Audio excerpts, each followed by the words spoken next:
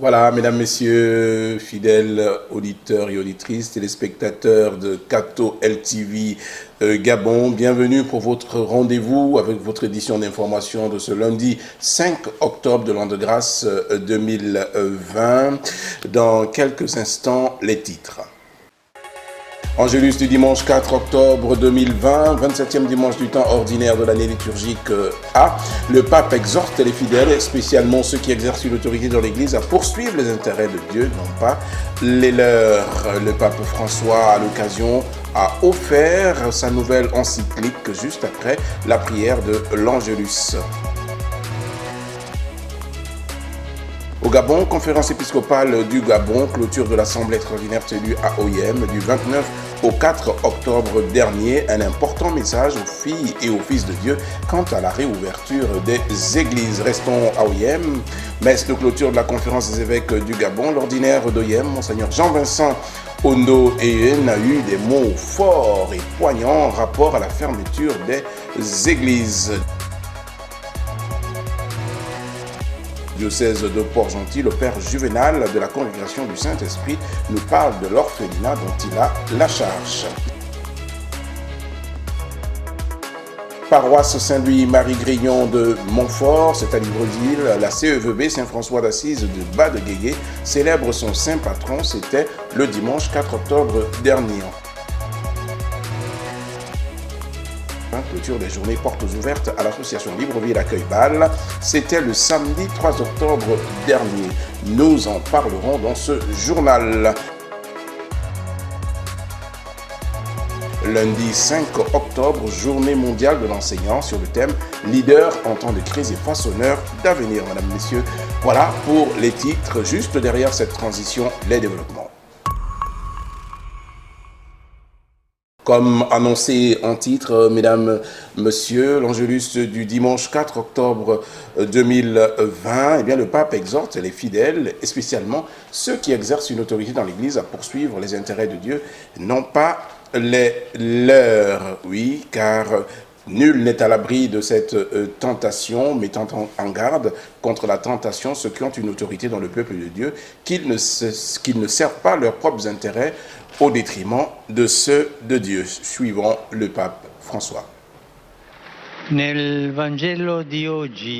Aujourd'hui, Jésus, prévoyant sa passion et sa mort, raconte la parabole des vignerons meurtriers pour avertir les grands prêtres et les anciens du peuple qui s'apprêtent à prendre un mauvais chemin, prendre possession de la vigne, et donc il le tue lui aussi. L'image de la vigne est claire, représente le peuple que le Seigneur a choisi et a formé avec tant de soin, avec tant d'amour. Les serviteurs envoyés par le Maître sont les prophètes envoyés par Dieu, alors que le Fils est la figure de Jésus. Et tout comme les prophètes, le Christ aussi a été rejeté et tué. À la fin du récit, Jésus demande au chef du peuple, « Eh bien, quand le maître de la vigne viendra, que fera-t-il à ces vignerons ?» Et eux, pris par la logique du récit, prononcèrent eux-mêmes leur propre condamnation. Le patron dit « Ces malvages, il les punira sévèrement. Il louera la vigne à d'autres vignerons qui lui en remettront le produit en temps voulu. » Avec cette parabole très dure, Jésus met ses interlocuteurs devant leurs responsabilités et il le fait avec une grande clarté. Mais nous ne devons pas penser que cet avertissement s'applique uniquement pour ceux qui avaient rejeté Jésus à cette époque-là. Cet avertissement est valable à tout moment, même pour nous. Encore aujourd'hui, Dieu attend les fruits de sa vigne par ceux qu'il a envoyé cette vigne. Donc nous tous. Au terme de cet Angélus, eh bien, le pape François a présenté aux fidèles réunis, place Saint-Pierre, sa nouvelle encyclique Fratelli Tutti sur la fraternité et l'amitié sociale. Il est revenu également sur le temps de la création, Laudato Si. Retenez que Laudato Si et Fratelli Tutti, j'y arrive, deux lettres encycliques inspirées par saint François d'Assise, dont il est le premier pape à prendre le nom. En effet, pour François Ier, eh bien, les signes des temps montrent clairement que la fraternité humaine et le soin de la création forment l'unique voie vers le développement intégral et la paix déjà indiquée par les saints papes Jean XXIII, Paul VI et Jean-Paul II. Alors, la méthode. La fraternité, c'est la manifestation d'actes concrets, non pas une tendance ou une mode. L'encyclique nous rappelle l'intégration entre les pays, la primauté des règles sur la force, le développement et la coopération économique, et surtout l'instrument que représente le dialogue qui est vu non pas comme anesthésique pour des rapiècements occasionnels, justement, mais comme une arme qui a un potentiel destructeur, et j'emploie bien ce mot, destructeur, bien plus fort que tout autre armement. Et j'explique. Si les armes et les guerres détruisent des vies humaines, l'environnement, l'espérance, et arrive jusqu'à annuler l'avenir des personnes et des communautés, eh bien, le dialogue détruit les barrières du cœur et de l'esprit. Le dialogue ouvre les espaces du pardon, favorise la réconciliation. C'est même l'instrument dont la justice a besoin pour pouvoir s'affirmer et pour avoir un effet authentique. Quand l'absence de dialogue permet aux relations internationales de dégénérer et de tomber sous le poids de la puissance, au résultat de l'opposition et de la force, le dialogue persévérant et courageux ne fait pas la une comme les désaccords et les conflits, mais il aide discrètement le monde à mieux vivre, beaucoup plus que nous ne pouvons imaginer. Et là, je viens de citer le numéro 198 de Fratelli Tutti. Si on regarde les faits internationaux, il y a aussi le dialogue qui fait des victimes. Ceux qui ne répondent pas à la logique du conflit à tout prix et qui sont vus comme des naïfs et des inexperts seulement parce qu'ils ont le courage d'aller au-delà des intérêts immédiats. Cette vision donc, du dialogue est une vision qui voit le dialogue, un dialogue qui demande patience et qui rapproche du martyr. C'est pourquoi l'encyclique l'évoque comme un instrument de la fraternité. C'étaient des personnes occupant des fonctions importantes dans la société qui n'avaient pas dans leur cœur l'amour du bien commun, dit le pape au numéro 63 de son encyclique. Voyons maintenant l'objectif. L'histoire, mais aussi les visions religieuses et les différents parcours de spiritualité parlent de fraternité et définissent la beauté, les effets. Mais ils sont souvent liés à un chemin lent et difficile. C'est une dimension idéale qui transmet donc des poussées vers la réforme et des processus révolutionnaires. Selon l'encyclique, l'objectif est plutôt un parcours en montée qui est défini par la subsidiarité saine à partir de la personne et qui s'élargit à la dimension de la famille, de la société, de l'État, jusqu'à la communauté internationale. Revenons au Gabon à présent. À retenir essentiellement de ce message des évêques à la clôture de cette assemblée extraordinaire réunie à OIM du 29 au 4 octobre dernier. À retenir relativement donc à la réouverture des églises, nous citons le numéro 5 de ce message. Le 25 octobre 2020, en la fête de la dédicace des églises, nous, vos pères évêques, célébrerons la Passion du Seigneur comme un grand acte pénitentiel dans chacune de nos cathédrales avec rite d'ouverture des portes afin d'implorer la miséricorde de Dieu sur notre nation et sur tous ses habitants. En effet, après la fermeture d'une église, même pour une cause juste, il convient de procéder à sa réouverture par un rite spécial précédé d'un temps de jeûne, de prière et d'aumône. En substance, les évêques du Gabon ont invité les filles et les fils de Dieu à rejeter ce qui est contraire à la foi catholique, c'est-à-dire le concubinage, l'adultère, l'inceste, l'avortement, l'homosexualité, la pédophilie, la corruption, la sorcellerie et les crimes rituels, etc. En ce mois d'octobre, mois missionnaire et mois du rosaire, il nous recommande également la prière du chapelet en famille ou en communauté. Nous reviendrons sur cet important message dans nos prochaines éditions d'information.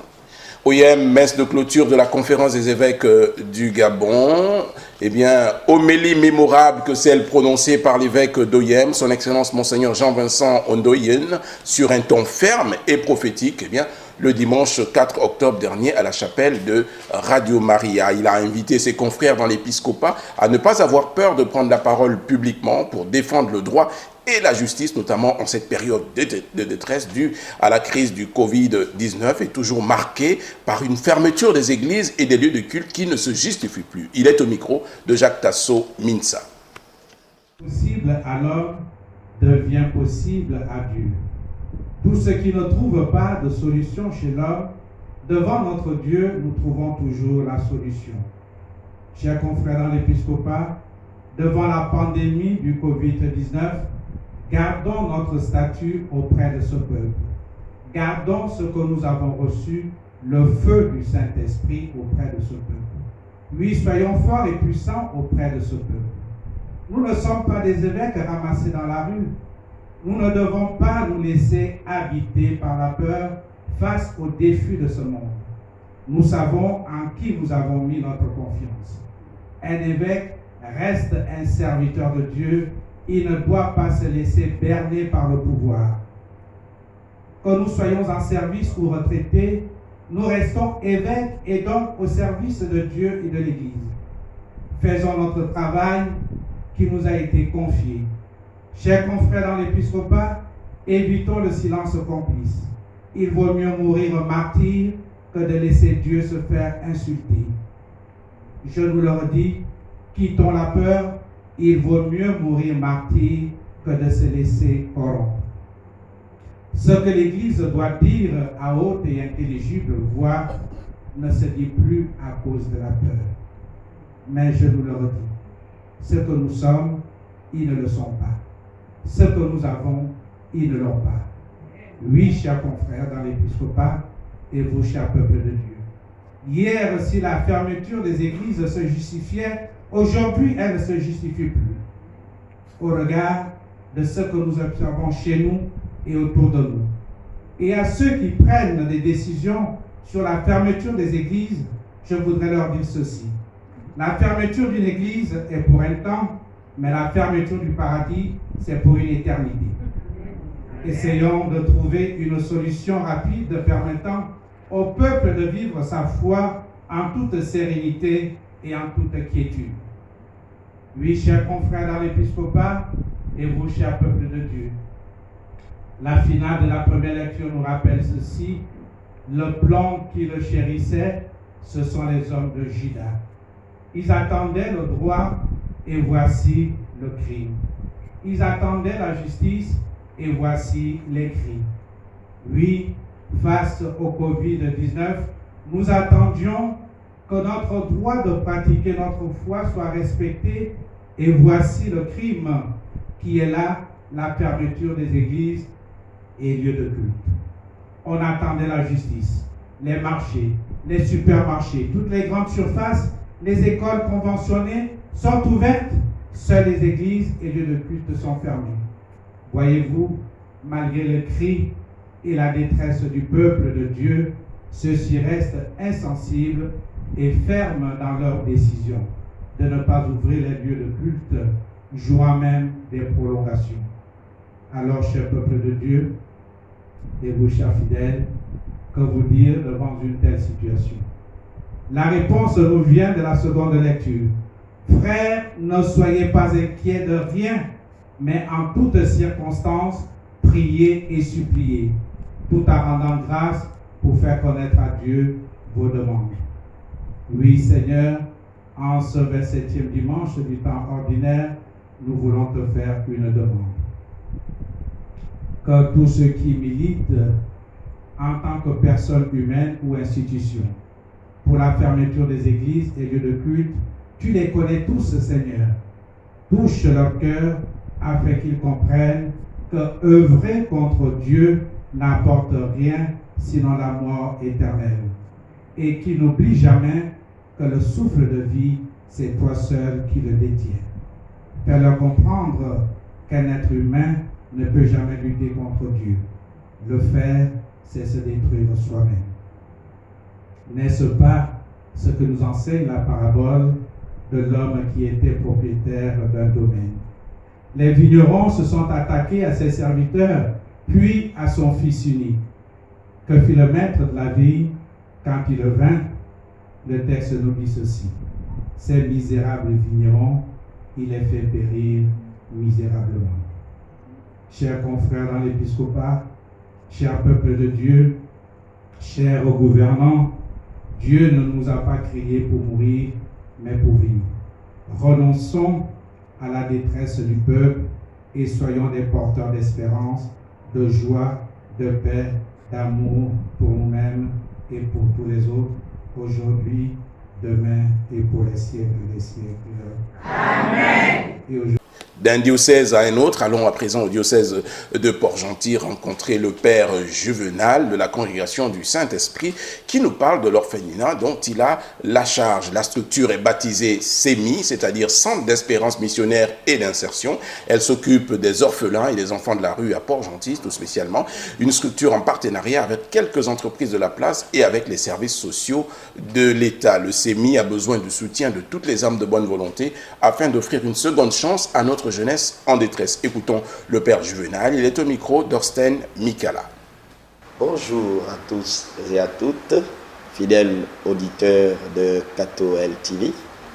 Je suis le Père Juvenal, prêtre du Jubilé, spiritain, originaire du Gabon, et je viens à vous pour vous parler de notre option préférentielle pour les pauvres, notamment pour les jeunes orphelins de l'orphelinat de Tchengué, dont j'ai la charge, qui porte comme dénomination le CEMI.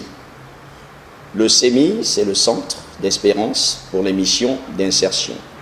Nous recevons ces enfants-là qui nous viennent des familles pauvres, des enfants qui sont abandonnés, d'autres qui errent dans les rues de Port-Gentil, des enfants qui sont en manque de scolarisation, mais également des enfants en proie au virus de la puberté.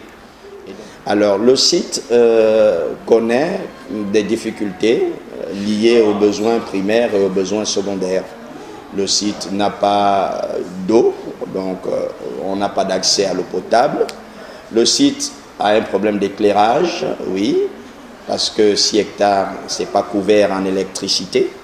Le site a un problème de matériel roulant, des voitures, pour acheminer tous les produits de première nécessité de là où nous les achetons, nous les prenons jusqu'à la maison d'accueil. Le site n'a pas de clôture et les enfants sont toujours en proie à la merci de toutes les influences extérieures, les violences. C'est pas toujours facile à gérer, c'est pénible. Revenons dans dans l'archidiocèse de Libreville, à la paroisse Saint-Louis-Marie Grignon de Montfort, où la fermeture des églises n'a pas empêché les membres de la CEVB Saint-François d'Assise, des bas de Guégué, de faire mémoire de leur saint patron.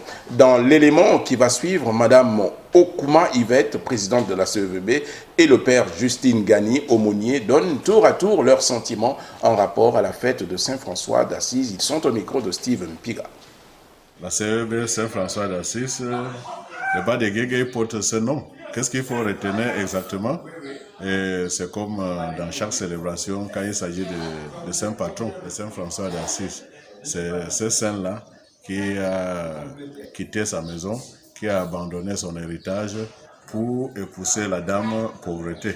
Donc, on a exhorté, il a présenté un bon projet que nous pouvons appeler projet de société, mais beaucoup plus. Et Saint François d'Assise a exprimé dans cette prière où il demande que lui, il soit un instrument de la paix, qu'il soit une personne qui, dans la société, au milieu de ce monde, qui mette l'amour là où il y a la haine, qui mette la discorde, l'union là où il y a la discorde, qui mette la vérité là où il y a l'erreur, et ainsi de suite. Donc, de cette journée, nous retenons les enseignements de l'amour, venant de notre saint patron, Saint François d'Assise, qui nous a montré l'exemple, en s'entourant des animaux, en s'entourant de la nature. C'était pour nous montrer que tout le monde a été fait par Dieu et que nous sommes tous des frères. Nous voyons Dieu en toutes choses, en fourmis, en bêtes, en nature. Dieu est partout et nous devons prôner l'amour et que ça soit l'amour du fond du cœur. Du fond du cœur, pas l'amour sur le bout des lèvres, un amour qui vient du fond du cœur. Et de cette journée, que nous reflétions notre Saint Patron, qui voit Dieu partout. Clôture des journées portes ouvertes à l'association Libreville Accueil Bâle le samedi 3 octobre 2020 dernier au CPR Sainte-Marie. Eh bien, cette association a clôturé son activité dénommée Journée portes ouvertes, activité qui a permis pendant 3 jours de recevoir près d'une quarantaine de nouvelles adhésions. Un petit déjeuner sera offert le 16 octobre prochain au siège de la dite association, 6 à la Vallée Sainte-Marie, afin de présenter aux nouveaux venus les structures partenaires de l'association, notamment la Fraternité Saint-Jean et l'association Arc-en-Ciel. Madame Élise Roussel a entre autres exprimé toute sa gratitude à l'autorité archidiocésaine de Libreville pour avoir mis ses locaux à la disposition de l'association qu'elle préside. Nadia Lucide Moulungunzigou, Vitalis Kumba, reportage.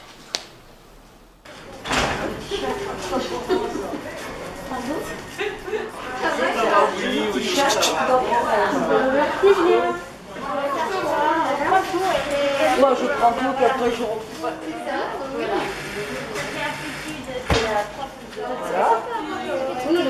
Et ensuite, tu t'invites tous les gars.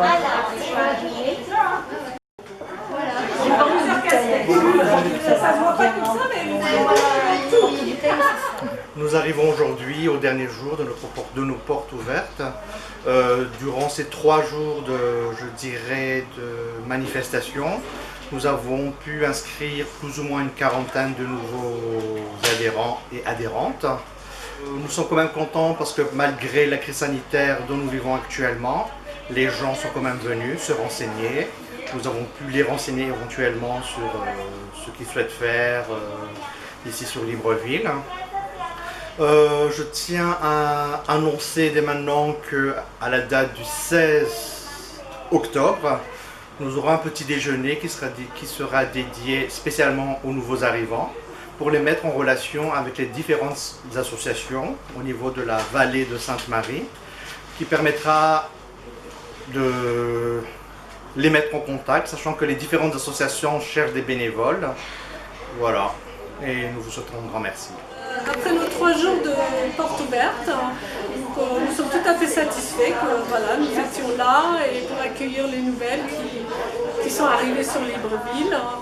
Et donc je remercie toute l'équipe qui est avec moi, qui a travaillé pour cette journée, pour les préparatifs. Et, merci à eux parce que c'est des bénévoles, donc fidèles, toujours au poste, et toujours des bonnes idées. Et pour la fin de notre journée porte ouverte, je voulais aussi remercier le diocèse qui nous a mis ces locaux en disposition, que nous exploitons avec plaisir et que nous accueillons du monde et que c'est très très apprécié. Nous avons vraiment beaucoup de plaisir d'être là. Donc je vous remercie toutes et j'espère que vous allez pousser notre porte et venir nous voir et dire voilà, je suis ici, je veux participer, être avec vous, faire des barbecues, des coutures, voilà, tout ce que vous voulez, ou simplement prendre un livre et lire avec nous et partager. Voilà, donc je vous remercie et on envoie tout le monde. Lundi 5 octobre, journée mondiale de l'enseignant sur le thème leader en temps de crise et façonneur d'avenir. Comme vous pouvez le voir sur cet élément signé Nadia Lucine Moulungu Nzigou et Steve Mpiga, nous reviendrons sur cette actualité. Retenez juste que c'est aujourd'hui la rentrée académique proprement dite au Grand Séminaire National Saint-Augustin de Libreville et au Grand Séminaire International Père Daniel Brottier. Nous encourageons nos séminaristes pour cette nouvelle année. Mesdames, Messieurs, c'est ainsi que s'achève le journal de ce jour. La Sainte Église, notre Mère, fait mémoire aujourd'hui de Sainte Faustine, apôtre irréductible de la miséricorde divine. Prochain rendez-vous avec l'actualité le mercredi 7 octobre prochain à la présentation de ce journal. Votre humble serviteur Edmond Dominique Epoma Ngadi, l'équipe technique qui nous accompagne, Oustern Mikala, Bertin Eman, Bérénice Ndimbi, à la supervision générale de cette édition d'information, l'abbé Serge Patrick Mabikassa. Ensemble vers les 200 ans, gardons l'espérance, la foi et la charité.